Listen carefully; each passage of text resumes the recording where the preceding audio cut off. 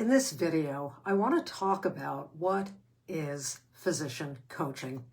These days, it seems like almost every physician is either looking for a coach or becoming a coach or knows somebody who's a coach, and yet there's a lot of questions about what this coaching thing is all about for us as physicians. So I want to just walk you through what it is, what it isn't, how it differs from therapy, how you pick a coach.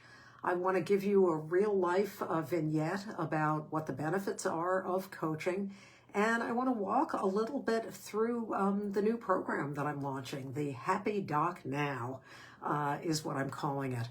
For those of you who don't know me, my name is Dr. Gail Gazelle. I was a hospice physician trained in IM and practiced in hospice and palliative care for most of my clinical career. I got coached myself over 13 years ago, and I found it just so incredibly helpful. Really helped me leapfrog forward through so many difficulties in my career and in my life that I was one of the first people to become a coach 13 years ago.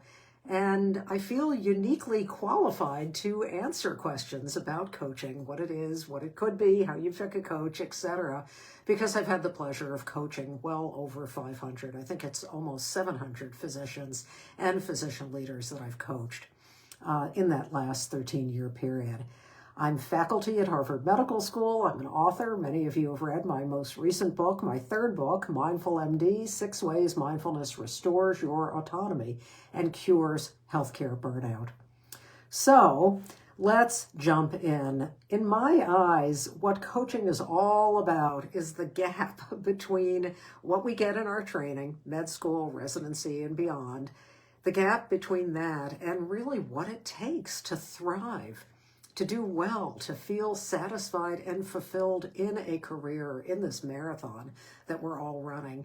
And there's so much that we don't learn. And frankly, there's a lot that we have to unlearn. And that's really where coaching comes in. And let's face it, well over 1 in 2 of us is struggling with burnout. The numbers are just phenomenal. They were high pre-COVID, and they're even higher now. And why is that? Why are so many of us struggling with burnout? Well, when you think about a day in the life of the average American or really North American physician, you begin to see, how it's almost set up for burnout. The long hours, the lack of staff, the lack of trained staff, all the below grade tasks that we have to do, the care and feeding of the electronic health record, the crazy number of things that come into your inbox every single day that you have to tackle, that you have to spend time in, getting offs, from insurance companies that really could care less about excellent care that you're trying to provide. And it's basically work. Some people are likening the average physician's life to some sort of like indentured servitude that we're serving, just trying to meet all the needs in a healthcare system that is clearly beyond struggling, a healthcare system that has so much dysfunction. And so we see these high levels of burnout. But in addition to the difficult working conditions that many of you find yourselves in, that's the external, but then there's the internal. We don't learn how to shut off the busy mind, right? The ruminating mind, the worrying mind, the fearful mind. You know what I'm talking about. The mind that is busy, so that even when you get home at the end of a busy workday, you can't actually relax and just be present with your loved ones, and most importantly, with yourself. And so it's the combination of the external and the internal, and put on top of that what I call the roots of burnout in my Mindful MD book, what we learn in our training, that if we're not perfect, we're some sort of failure, that we always have to have the answer, even when there isn't an answer, that we are the invulnerable captain of the healthcare team. We can never show weakness. All of these things contribute to burnout. And yet, the good news is that we can work with a lot of these things. We can figure out how to manage ourselves so that we can respond rather than being trapped in patterns of reactivity. And I'm going to share with you a case vignette in just a minute. But let me just say that when you're working with a really highly trained coach, they know how to direct you to move beyond some of what you've learned in your training, some of the things that I've just seen derail us over and over and over. I've seen that in myself, and I've seen that in the hundreds of physicians that I've coached. And coaching is really a space that is completely dedicated to you. It's not about my agenda. It's not about my bright ideas and my smart answers. A good coach knows the right questions to ask to help you have a lot of aha moments. Coaching is based on a model of self-determination, the most prominent theory that we have about what motivates us human beings to move forward toward whatever goals we have. So you want a coach who's really going to ask a lot of questions, who's not going to sit there and tell you their bright ideas about how you should be living and working, but they help you connect the dots, what I almost think of as figuring out what the missing puzzle piece is that's keeping you stuck, unhappy, inefficient, and more. So let's talk then about the benefits of coaching. Well, first and foremost, you become really the one who controls your mind rather than being controlled by it. If you're anything like me, you have a busy mind, a very busy mind, producing thought upon thought, worry upon worry, stress upon stress, fear upon fear, preoccupation, rumination, and more. That's what the human mind does without training. And very sadly, in our medical training, we don't learn how to use this key instrument, this one, the one that we're all involved in all of our waking hours. So that's what coaching is about. And it's about finding calm in the storm. It's about getting to know your own patterns of reactivity, what triggers you, what sets you off, what keeps you ruminating and not being present with your loved ones. It helps you really figure out the answers to things that, again, can unlock a life of a lot more gratification here and now, not waiting until you retire and not, frankly, having to leave medicine to find the satisfaction and fulfillment that you deserve to have. So let me pivot here and just share a brief vignette of somebody that I actually coached this week who gave me permission to discuss her story, because she came to coaching really struggling. A lot of anxiety, a lot of worry, a lot of stress. She'd been in a couple of very challenging job situations, a lot of really challenging ethical issues, frankly. And I think that more of us are facing these ethical issues in our workplaces. And she'd left a job and wanted to move into a leadership role, but wasn't really sure how to do that, and knew that some of what she had brought to these thorny ethical situations actually made it difficult for her to be resourceful in managing them. And she felt overworked, overburdened. She didn't know how to turn off her busy mind. Mom of a couple of teenagers, struggling in those relationships, wanting the kids to do better at school, to do better with their friends, to do better and be more grateful for all the good things that she felt she was bringing, to their lives. And she moved to a smaller hospital. She had a somewhat of a leadership role, but she always felt like she wasn't doing well enough. She wasn't good enough at home. She wasn't good enough at work. She wasn't good enough as a leader. And in coaching, she was able to really have the space to look at herself more deeply. She was able to have the space to begin to kind of see her own missing puzzle pieces.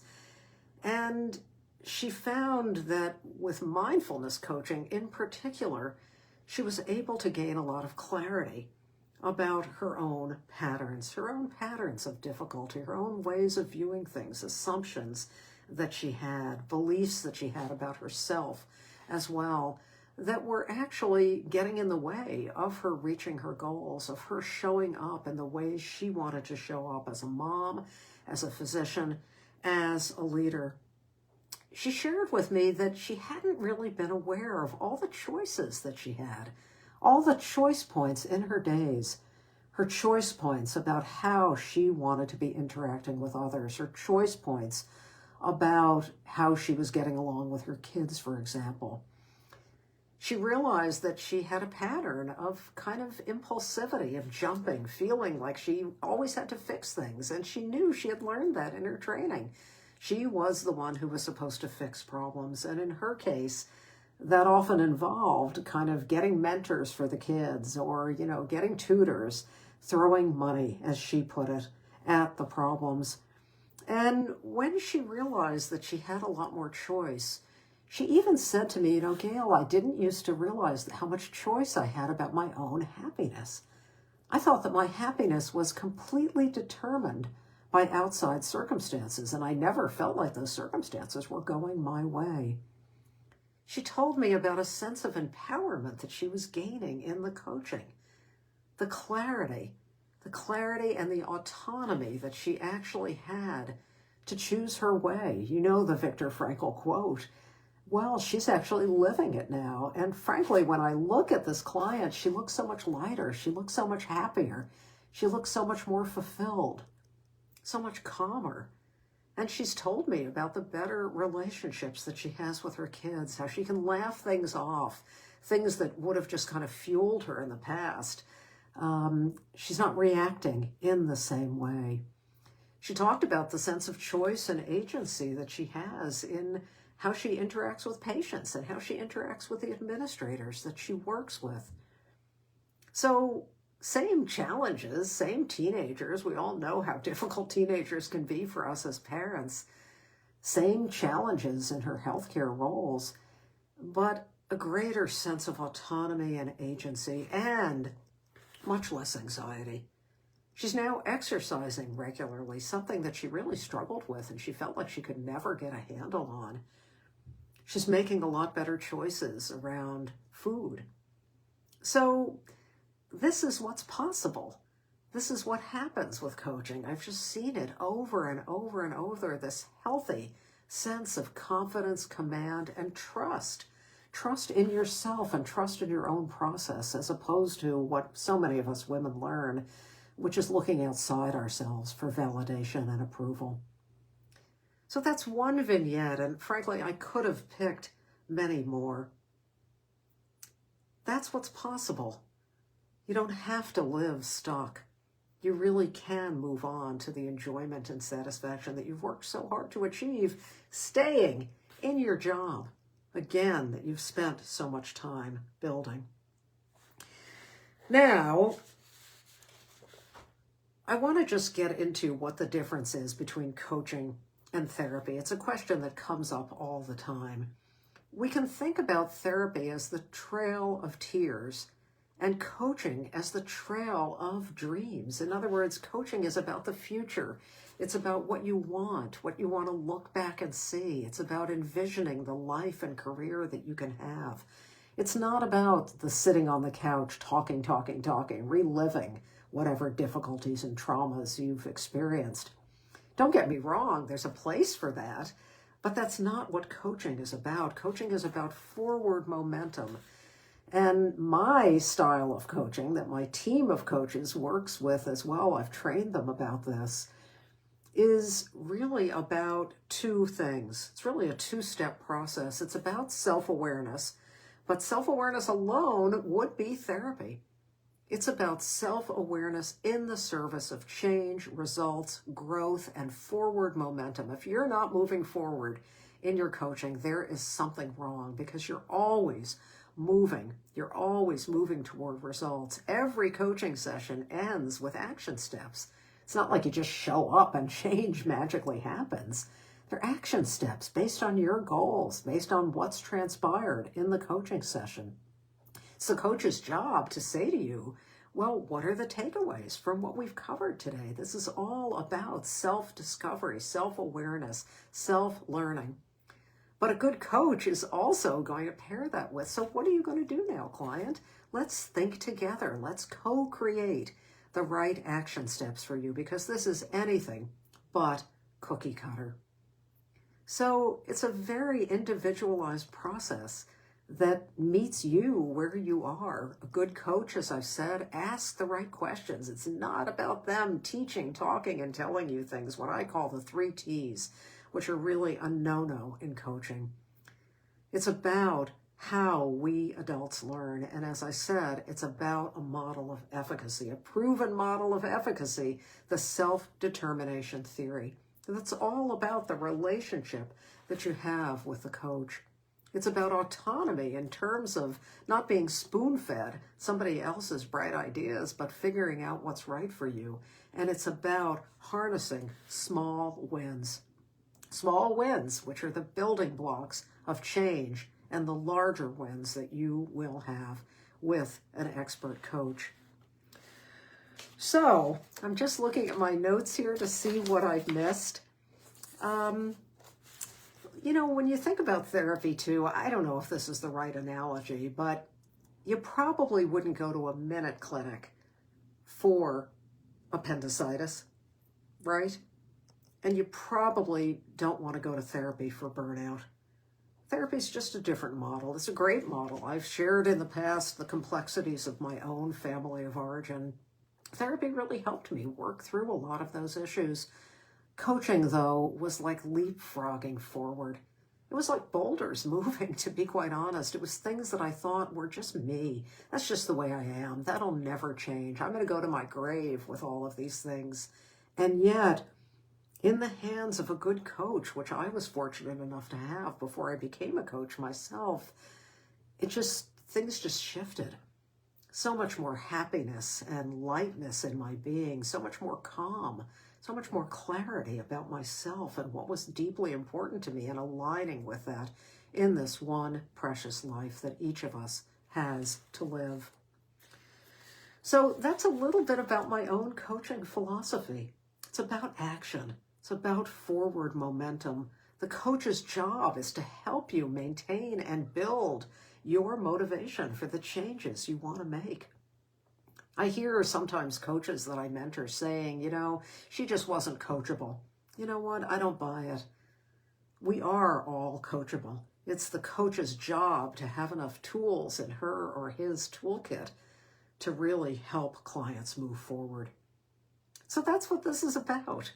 And that's the expertise that you want to find in a physician coach. So let me now move to the last topic. What is this, Happy Doc Now program all about? Well, it's the culmination of everything I've learned, again, in the well over 500 physicians I've coached one-on-one. If you look at the number that my team has coached, we're really up there. Well over 750 physicians that we've had the pleasure of working with. And I don't mean to toot our own horn, but I think this program is pretty darn good because we've really developed what I think about as kind of a wraparound program. Yes, one-on-one coaching with your skilled expert coach who's double certified. They're certified as a coach, and then I have trained them in my methodology of coaching that I've seen be so successful in so many physicians and physician leaders. So you get your one-on-one coach who meets with you for a coaching session every other week, but has a check-in with you in the off weeks, because that's what we've seen is necessary. So many coaching programs are coaching every other week. That's fairly standard, but you can lose your way. You can lose your momentum if you're not meeting with that coach every week. So we've designed this so that there's a check-in point every week, even if you don't have a full coaching session. In addition to working with your one-on-one coach, I provide twice a week group coaching. And we have a wonderful community of individuals who are in our coaching programs.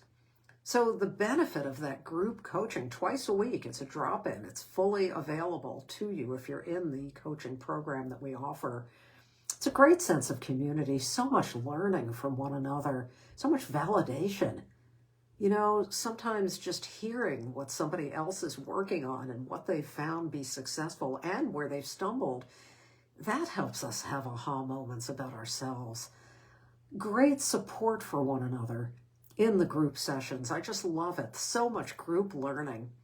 And I'm there to do group coaching, which again is not a teaching session.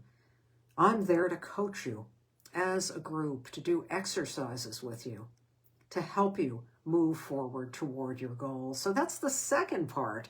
One-on-one coaching, group coaching, twice a week. We have a lot of other bonuses. We now have 5 self-paced online courses. Physician to Physician Leader, Imposter No More. We have a charting course.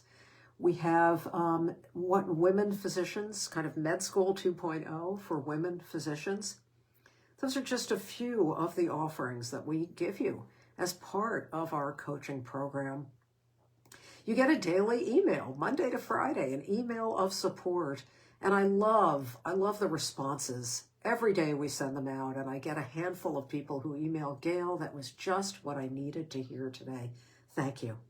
We won't get it right every single day, but they're emails about how to be your authentic self, how to be your own CMO, how to be the leader in your practice.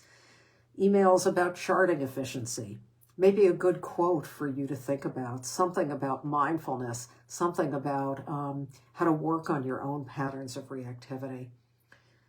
So we've really tried to create a fully wrap-around program because that's what it takes.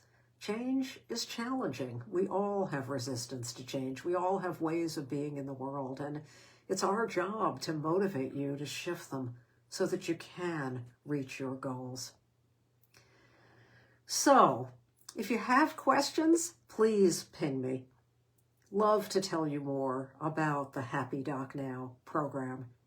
You don't have to live stuck, burned out, unhappy in your career and unhappy with yourself and your relationships outside of work. You don't have to accept that as your reality. You deserve more, and I'm here and my team is here to help you have more. So thanks so much for listening today. Wishing you a day and a week that brings many, many moments of clarity and calm.